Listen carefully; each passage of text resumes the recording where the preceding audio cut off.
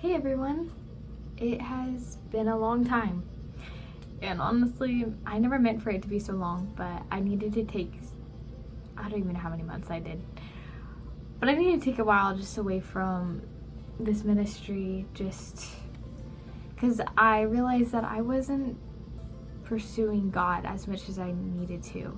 I don't know where I went, but a lot has happened since I have had a lot of health stuff pop up, and then I started work and I got really busy with work and life, and honestly these past few weeks have been very needed. This past couple months have been needed because I faced a lot of hard days and also a lot of really good days, but a few weeks into June I faced a day where I didn't believe anymore at all.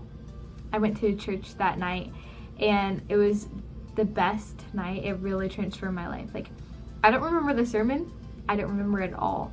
It was more of the worship and the time in the God's presence that really impacted me, because, well, we had a sermon and there was a lot of words of knowledge. And if you don't know what a word of knowledge is, it's basically, it says in the Bible, it's in 2 Corinthians.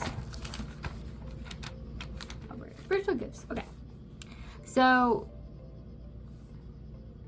word of knowledge is a spiritual gift, and it says in 1 Corinthians 12 is where they're all listed. Which one is it? Yes. Verse 8 says, "For to one is given the word of wisdom through the Spirit, to another the word of knowledge through the same Spirit." And basically, from the best I can explain it, a word of knowledge is basically just a word from God. So this one specifically was on healing. So there was, I'm trying to remember if it was this night, but one service on a Wednesday, I went and there was 3 words of knowledge. One was heart problems, and I've been diagnosed with a heart problem, and I have several other like heart issues, but they haven't been diagnosed. But that's basically like all I can do, and if you have any questions, just comment them down below and I will definitely be writing it out, because honestly, like, I cannot think at the moment what a word of knowledge exactly is, but I might be better at typing it. But anyways, as I was saying, so that night my faith had been going down a lot. Like, I had been losing hope, because I've been praying for almost 2 years, I think now, for healing from all my health stuff. And then I've had Tourette's since I was 6, and I've been praying for that.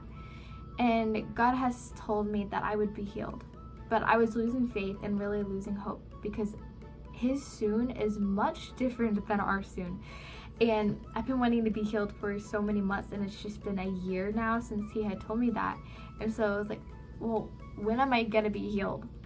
And so I was just losing faith and really not believing in God at all anymore that night. But after the service, we had a time of prayer and worship. We all have this sometimes on Wednesdays, and it was amazing. And I'm so thankful we had it that night. Because, so, he had said something, and he came up, and I raised my hand for it. I cannot remember specifically what it was, because, again, I don't really remember what happened in the service. But he had said something, I raised my hand, and he came over and laid his hand on my head and started praying. And the minute he laid his hand on my head, I started crying. And I was just down on my knees praying to God, asking him why I wasn't healed. And then I basically just opened up and told him everything that had been on my mind, because just because God knows exactly what is on your mind doesn't mean you shouldn't tell Him, because He wants to hear it from your mouth. Because it's better to tell Him exactly what is going on than keep it all bottled up and just running around spiraling in your mind.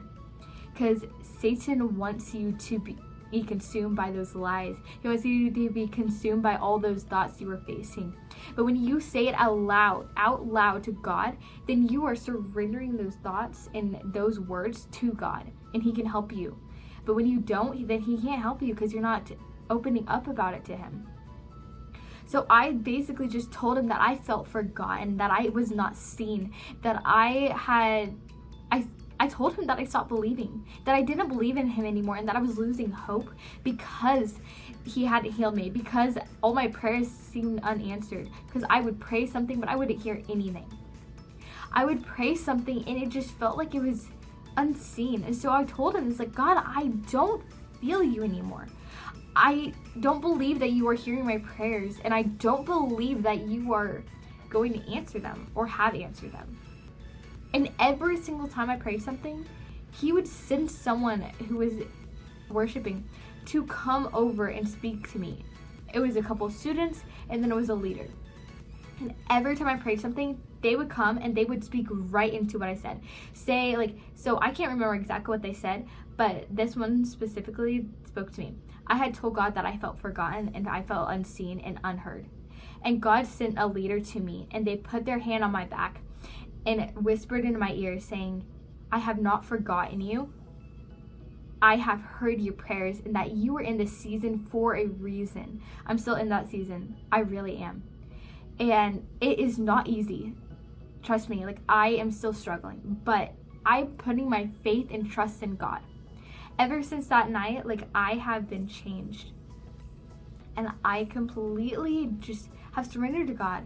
And then I went to camp a few weeks after, and that was incredible. That was the most powerful week of camp I've ever been to. And it was also my last one, so it was bittersweet. But God has used everyone around me to just speak life into me, and he has reminded me that I am not alone, that I am not forgotten, and you are not either. You are not forgotten. God sees you exactly where you are, no matter how hard the situation is, no matter how impossible it seems.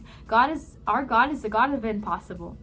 He can do the impossible when we feel like it is just out of our control, because it really is out of our control. It's in God's control, and if you surrender it to him, then he can do way more than you could ever think or imagine. I've been taking these past few months just to focus on God. Focus solely on God and not on the ministry. Because I felt like I was pouring into you guys when I wasn't pouring into myself. And that was not right. I can't do that because I can't do this without God. And I want God to be fully in this ministry. So I've just been praying and really diving deep into the Word and finding who I am in Christ again. And really finding myself. Like, I know who I am now. I am a daughter of the King, and I can't do this all on my own. So God has really revealed to me that this is where I'm called to be. And I'm called to really do YouTube a lot. And I'll be posting on Instagram as well. Post as much as I can, which is, I'm hoping will be daily. But right now, I'm just going to take it one day at a time to see where God leads me.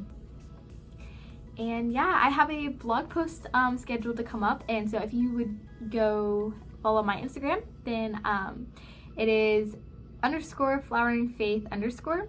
I'll put a link in the description as well, and yeah, I'll be posting on there when I post the blog post, and I hope you enjoy. And I'm praying for you all. If you have any prayer requests, just put them down below, and I am definitely going to be praying. Hope you have a blessed day. Bye.